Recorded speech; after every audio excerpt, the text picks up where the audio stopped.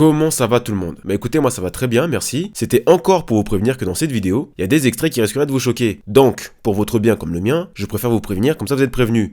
Et vous pourrez pas venir me casser les nuques à poêler dans les commentaires. Pour les autres les plus courageux, je vous souhaite un très bon visionnage. Et bah c'est parti, let's go. Juste n'oubliez pas de t'abonner, commentaires, Instagram, tu connais, bref, c'est parti. Vous avez rien remarqué là, non? Non, je me suis rasé les cheveux, voilà, c'est sur un coup de tête. Donc j'ai perdu 5 ou 6 années de longueur. Tout est parti en 30 minutes. Mais on s'en bat les couilles parce qu'aujourd'hui, nous allons parler de Logorama. Une introduction pompeuse, mais ça marche. Allons-y. Logorama, un court-métrage à succès sorti en 2009. Tellement de succès qu'il obtient plusieurs récompenses. L'Oscar du meilleur court-métrage d'animation en 2010 et le César du meilleur court-métrage en 2011. À ce point-là, mais d'où ça sort? Thomas, arrête de parler tout seul. C'est insupportable. Logorama est produit par la société Autour de Minuit, qui a, à son actif, produit plus de 80 courts-métrages, dont quelques classiques. La mejor manera de matar a un unicornio es atravesar su cuello. Logorama est écrit et réalisé par François Hallot, Hervé de Crécy et Ludovic Houplin. Des Français. Ouais, ce sont des Français. Ça fait toujours plaisir. On a quand même Omar et Fred qui prêtent leur voix au personnage du court-métrage. On s'en fout. Commence cette vidéo. Ok, je vois que vous êtes pressés, vous manquez d'animation. Thomas. Vous êtes sur la bonne chaîne, commençons.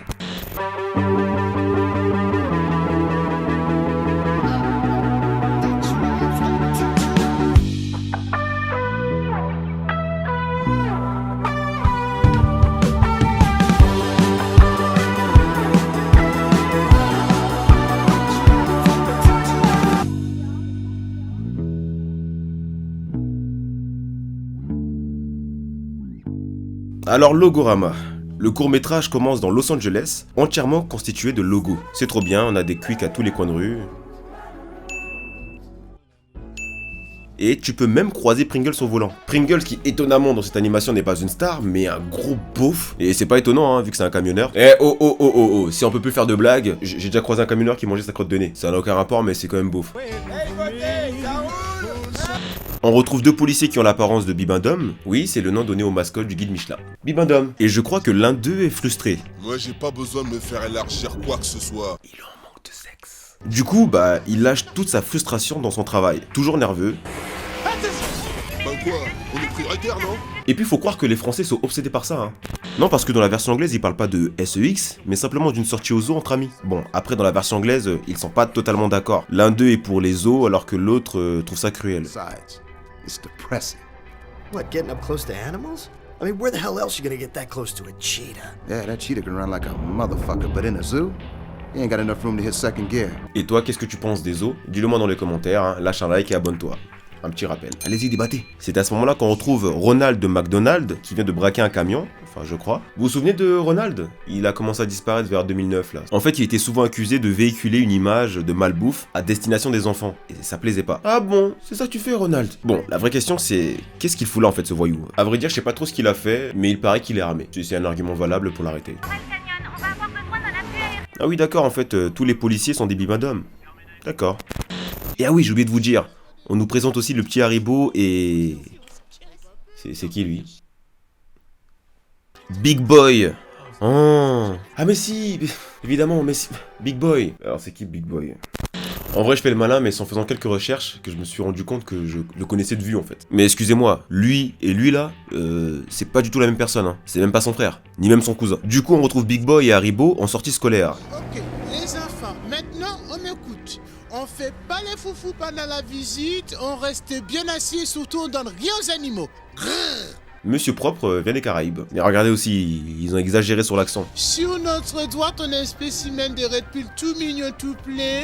C'est le petit crocodile français. Moi je m'en fous, hein. Tant que c'est pas mon bled qu'on attaque, ça me fait rire. Au moins, un qui finira pas en sac à main ou en string ou autre. Putain, il pue du cul le chose. Bah en vrai, comme nos deux petits gars là ils se font chier, bah ils décident d'aller emmerder les lions. On dirait une grossette. Hé, grossette! C'est une très bonne idée, encore deux qui vont finir sur Telegram. Mais c'est une action qui dérange Géant Vert, qui vient exposer son gros haricot vert pour leur montrer ce que ça fait. C'est pas une façon de traiter nos amis les bêtes, ça. Qu'est-ce que vous diriez si moi aussi j'enlevais mon slip et que je vous secouais mon gros haricot magique sous le nez? Par contre, je sais pas s'il a oublié, mais il parle à des gosses. Vous voyez pas où je veux en venir là? Ok, tant pis. Retrouvons la course-poursuite entre Ronald et les Bibendum. Faire attention aux voitures quand même. Il a raison, tu vas finir par tuer quelqu'un. Oh, c'est quoi ça? Mais que fait la police quand même?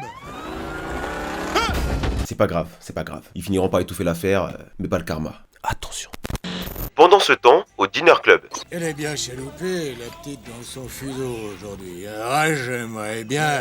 Oublie, bonhomme, c'est trop classique pour la demoiselle. Vous avez compris, il est classique, parce que lui, c'est pas un hot and spicy. Du coup, c'est marrant, non? Bon, la serveuse à tête de chips, elle comprend qu'on parle d'elle, forcément ça la saoule. Bon, ça va les gars, vous pouvez m'oublier un peu pour une fois. Difficile d'oublier ça. Pense à ta femme. J'y pense et puis... j'oublie. Oh, regardez ailleurs les enfants, regardez par ici. Oui, voilà, regardez ça, Nickelodeon, c'est très bien ça. Quand je vous disais que c'était des gros beaufs, et après ça va me tirer dessus. Oula, c'est quoi ça encore? Oh la vache! Je crois que la course-poursuite s'est mal terminée. Ah oui, le camion était quand même bien chargé là, Il est dangereux ce Ronald. Arrêtez-le en fait. Ok les enfants, on va lui montrer qui c'est les patrons ici. Ouais, c'est ça. Oh, trop chambé. Oh là là, tout est flingué. Viens, on en prend un. Non, on va tout prendre. Ouais, ils vont devenir des vrais délinquants et se faire un paquet de thunes. On va se faire des couilles en or. Cool des otages. Ah non, faut croire que non. On est d'accord que personne n'y croyait, on est d'accord. Ah oui, et Haribo là, il est mort, il reviendra pas. Bref, Ronald prend en otage tout le Dinner Club, mais on dirait que... une catastrophe approche. Qu'est-ce qui te fait dire ça? Les animaux. Ah ouais, on dirait que t'as raison. Bien vu, c'est pas faux. Mais bref, ne nous laissons pas déstabiliser par tout ça. Butez-moi Ronald. Allez, fiston. Fais-lui sauter la cervelle.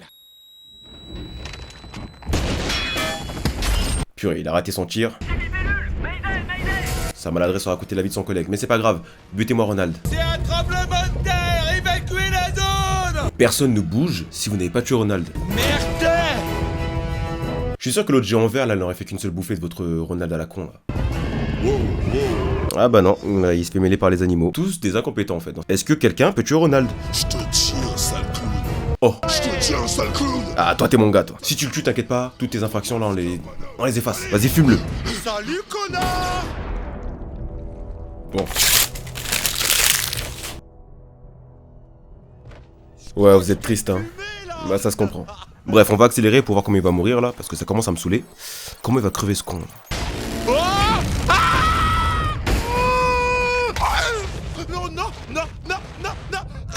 Là actuellement on perdait je crois 2 minutes de notre vie facile. Bon revenons quand même à ce tremblement de terre là, parce que ça a quand même l'air important. Attends, me dis pas que c'est ce que je pense. Non mais il se fout de ma gueule. Mais c'est Terminator ce clown. C'est bon, il reviendra plus comme Haribo là, c'est fini. Bref là c'est la merde en ville, tout s'effondre, tout le monde cherche à fuir.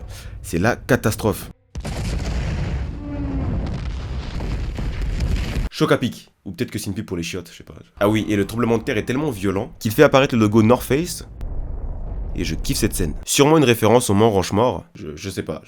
Et c'est sur ce paysage dévasté que le court-métrage se termine. On peut voir le château de Walt Disney juste ici, c'est marrant hein. L'île sur laquelle sont posés nos deux survivants est en vérité le logo de Nike, c'est marrant ça. Se trouvant elle-même sur la planète Universal, ça c'est trop marrant ça. Thomas, arrête, c'est insupportable. Il y a tellement de références dans ce film, je vous invite à regarder le court-métrage, il est excellent. C'est rempli de détails hyper cool, tout est très bien pensé. Le film détourne plus de 3000 logos, utilisés pour constituer à la fois les personnages et les décors dans lesquels ils évoluent. Et cet apocalypse peut nous faire réfléchir aussi au passage. Quelle est la véritable importance des marques? Je t'invite à me donner ton opinion dans les commentaires, à liker et à t'abonner si c'est pas déjà fait, c'est gratuit et ça t'empêchera pas de kiffer. Et oublie pas Instagram. Sur ce, je vous dis à la prochaine. C'était très court, hein, je suis désolé.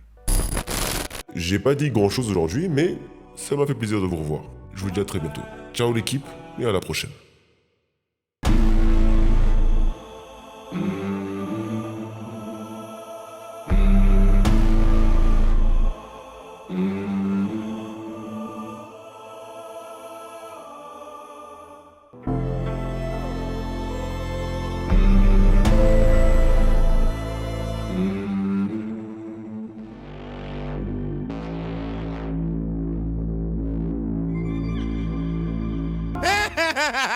Ça se passe comme ça.